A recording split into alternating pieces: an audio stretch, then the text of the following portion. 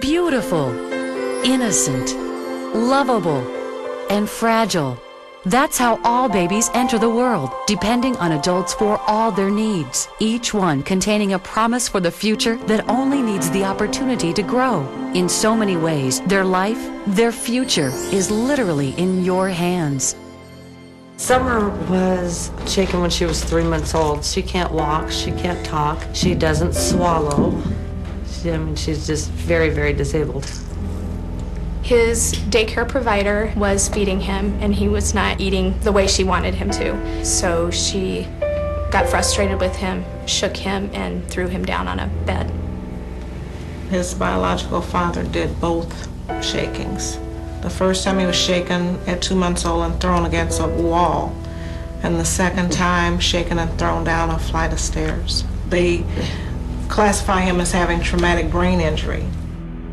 Shaken baby syndrome occurs when an adult takes out his or her anger and frustration on a baby. Often the frustration is triggered by the baby being fussy or won't stop crying, but an adult's momentary loss of control can result in the most tragic and lifelong consequences for the baby.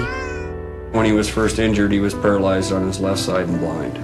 He had a pretty bad seizure disorder for the first 6 years or so until he had brain surgery. I don't 100% trust any individual that's watching my children. We would never ever put our children in an in-home daycare position again just because there's not as many adult supervision available.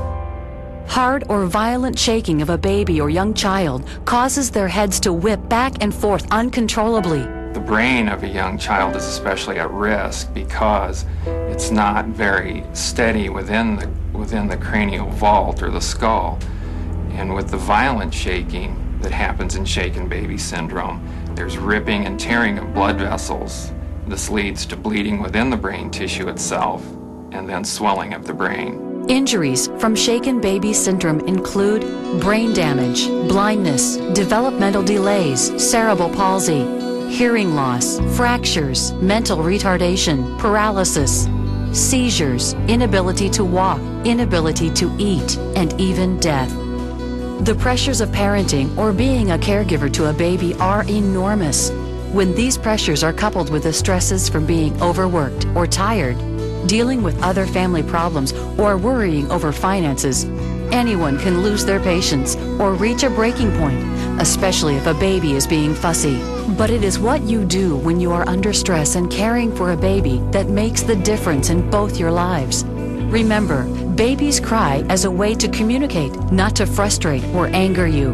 If your baby is crying and you don't know what else to do, it's okay to let the baby continue to cry. It's okay to put your baby down, take a break, walk away. Just make sure the baby's safe when you leave the room. It's a lot easier to take 10 seconds and walk into another room and let a baby cry than to lose your temper. Because that crying will not hurt that baby. Babies do it all the time. Let them cry. Walk away. When a baby cries, check these basic needs first. See if the baby is hungry, needs a new diaper. Check for signs of discomfort, fever, teething, or diaper rash. Inspect fingers and toes for strings or hair wrapped around them. Make sure the baby isn't dressed too warmly. If the baby is still crying, try these calming techniques. Gently rock or walk the baby. Place the baby in a swing. Offer a pacifier. Relax. Put on soft music. Sing, read, or talk to the baby. Gently rub the baby's back or tummy. Put the baby in a car seat and go for a ride. If the baby is still crying, don't lose your temper. Remain calm. Put the baby in a safe place, like a crib, and leave the room to calm down and collect your thoughts. Don't return to the room or pick up the baby until you feel calm. Remember, crying does not hurt the baby. Try doing some exercises in another room. Try to relax, breathe deep. Count up to 10, then count up to 20. Keep counting until you feel calm. Call a friend or relative to take over for a while. Ask for support from someone who understands caring for crying babies. Shaken baby syndrome is the leading cause of death due to child abuse. An estimated 50,000 cases of shaken baby syndrome occur each year. Of those 50,000 cases, only 1,200 are reported, and 1/4 of those cases results in death. Shaken baby syndrome most commonly occurs to infants under 6 months of age, but children as old as 3 can be affected. If you or someone else shakes your baby, call 911. Bleeding inside the brain can be treated. Immediate medical attention may save your baby from future problems, or even save your baby's life. Anybody can snap and shake a baby, and it's a temporary situation, but it's a permanent result. The babies didn't do anything wrong. If they're crying, let them cry, go into a different room. They're not going to die or become disabled from crying, but they will if you shake them, and it doesn't help anything. That just ruins everybody's life.